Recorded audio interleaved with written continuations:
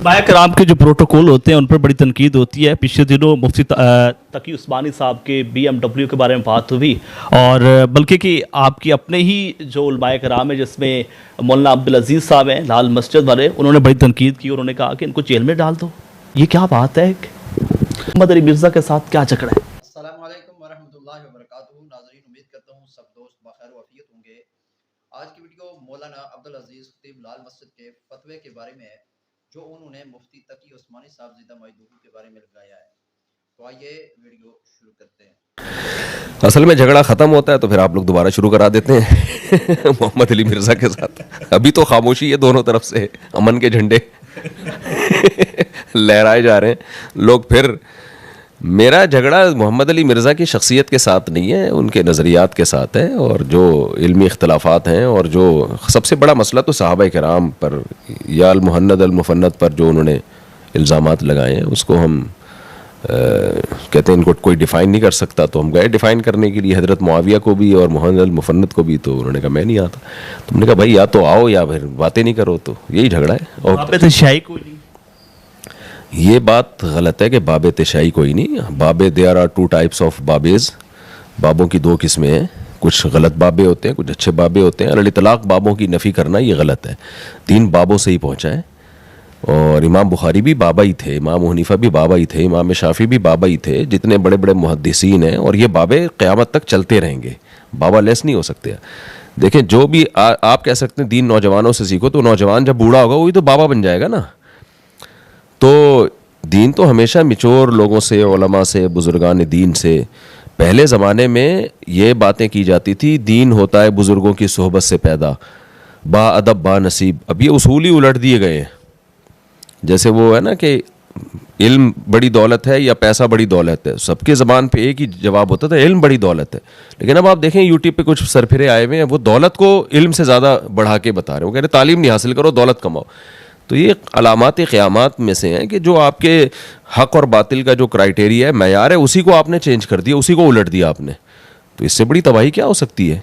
अवाम जो है वो मीम्स बनाने में बड़ी माहिर है और मीम्स बना रहे हैं कि पाकिस्तानी सिवाय बीवियों के जो है वो किसी से नहीं डरते। आपके पास 4 बीवी हैं, आप डरते हैं बीवियों से? देखें डरता होता तो दूसरी शादी कैसे करता, फिर तीसरी कैसे करता सही है। बाकी थोड़ा बहुत तो हर आदमी डरता है भाई। घर बचाने के लिए कुछ ना कुछ दब के रहना पड़ता है। एक रिवायत है कि यग़लिबनल करीम, औरत जो है वो इज़्ज़तदार शौहर पे गालिब आ जाती है। तो वहाँ उसका मतलब यही है कि कुछ कंप्रोमाइज़ आदमी को घर में करना पड़ता है। घर मैदान जंग नहीं होता कि आप धमकियों से चलाएं। मैदान जंग के उसूल अलग हैं, घर के उसूल अलग हैं। तो कुछ ना कुछ तो हर शख्स को घर चलाने के लिए अपने घर वालों की वो बातें भी माननी पड़ती हैं जो नामुनासिब होती हैं। नाजायज़ चीज़ में तो किसी की इताअत जायज़ नहीं, लेकिन कुछ नामुनासिब चीज़ें भी इग्नोर करनी पड़ती हैं। तो वो तो हर शरीफ आदमी दबता है थोड़ा बहुत। तो उलमाए कराम के जो प्रोटोकॉल होते हैं उन पर बड़ी तनकीद होती है। पिछले दिनों मुफ्ती तकी उस्मानी साहब के BMW के बारे में बात हुई और बल्कि कि आपकी अपने ही जो उलमाए कराम है जिसमें मौलाना अब्दुल अजीज़ साहब हैं लाल मस्जिद वाले, उन्होंने बड़ी तनकीद की। उन्होंने कहा कि इनको जेल में डाल दो। ये क्या बात है? हज़रत मुफ्ती तकी साहब का बुढ़ापा देख के आदमी तरस खा ले उनके ऊपर। उनकी इतनी ये मैं कसम उठा के कह सकता हूँ, ऐसी शख्सियत किसी और कंट्री में होती ना, पाँव धो के पीते लोग उनके। ये पाकिस्तानियों के नाशुक्री और अपने ही लोगों की हौसला शिकनी, कुछ बहुत ज़्यादा नेगेटिविटी हमारे मुल्क में फैली हुई है। तो इतने बाअखलाक, इल्म का तो समंदर है ही वो। अरब उलमा उनसे फ़ायदा उठाते रहे हैं। मक्का मदीना के उलमा उनके उलूम से फ़ायदा उठा, आज उनकी अरबी में इंग्लिश में किताबें मौजूद हैं।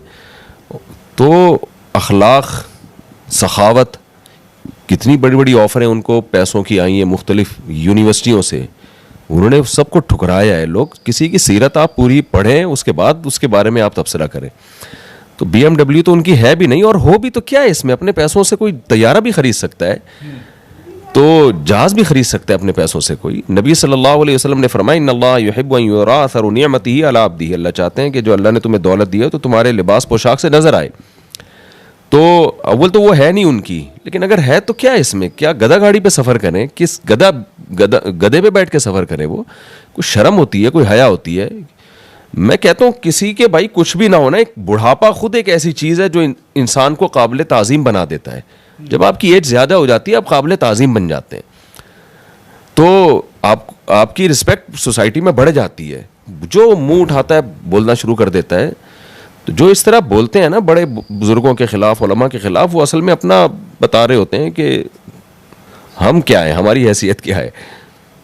अब्दुल वदूद भाई आपके साथ थे और एक वीडियो में देखा जा रहा है कि आप हाथ हिला रहे हैं और कहने वाले तो ये कह रहे हैं कि जो भारतीय फौजी थे वो आपको सलाम कर रहे थे, क्या बात हुई उनके साथ? नहीं, मैं वाघा बॉर्डर पे जब यूँ सलाम कर रहा था, वो सिर्फ इंडियन बैठे हुए थे। अच्छा। तो मैं उनको टाटा कर रहा था, सलाम कर रहा था। देखिए, ताल्लुकात हमारे वहाँ भी हैं। हमारे तो आधे से ज़्यादा रिश्तेदार इंडिया में रहते हैं, तो हम तो कहीं भी जाते हैं, इंडियन हमें देख के खुश होते हैं, चाहे वो हिंदू हो, चाहे वो, मैं तो सिख लोग कितना मिलते हैं एयरपोर्ट पे, हम जाएं कितना रिस्पेक्ट देते हैं, ईसाई भी। तो इंडिया पाकिस्तान की जो आवाम है ना, वो टाटा ही करते हैं एक दूसरे को। ये खास गवर्नमेंट है जो बिला वजह अपना टाइम ज़ाया कर रही है सही है ना, इलेक्शन के चक्कर में। तो वैसे ही जब मेरी इंडियन पे नज़र पड़ी, मैंने कहा अच्छा लगा मुझे। तो फैन हर जगह होते हैं, तो वो टाटा उधर के बॉर्डर को मैं कर रहा था। मतलब वो भी आपके फैन निकले? अब निकले कि नहीं निकले, फैन हैं, वो तो हैं, लोग सुनते हैं, सब लोग सुनते हैं। अच्छा, मुझे बताइएगा कि अगर बात की जाए कि इस वक्त जो सूरत हाल है, मामला तो बिगड़ चुके हैं, क्या लगता है कि जंग बंदी जो है दोनों मुल्कों के लिए ठीक है, ये गलत है? देखें, जंग मैं समझता हूँ इसमें तो कोई रॉकेट साइंस नहीं है। जंग से तो दोनों मुल्कों का ही नुकसान होगा। लड़ लो मुर्गों की तरह दोनों एटमी ताकत है, फतह कोई किसी को नहीं कर सकता। दोनों एटमी पावर हैं। जब दो मुल्क एटमी ताकत होते हैं, और पाकिस्तान ने वो मुआहिदा भी नहीं किया जो एटमी ताकत बनने के बाद बास कंट्री मुआहिदा कर लेते हैं कि हम ये एटम बम से डराने के लिए हम चलाएंगे नहीं। पाकिस्तान ने तो उस पर भी साइन नहीं किया है, बल्कि ISPR ने तो बोला है भाई ज़्यादा मसला हुआ तो चला देंगे हम। तो ये तो खुली तकरीरों में कहा है। तो उसके बाद जंग करने का तो कोई माना बचता नहीं है। तो उसके बाद तो जो भी जंग में पहल करेगा वो परले दर्जे का बेवकूफ़ और अहमक होगा। सियासी सूरत हाल आपके सामने है। इमरान खान साहब की अगर बात की जाए तो एक पावरफुल सियासतदान कहा जाते हैं और अवाम में काफ़ी मकबूल है।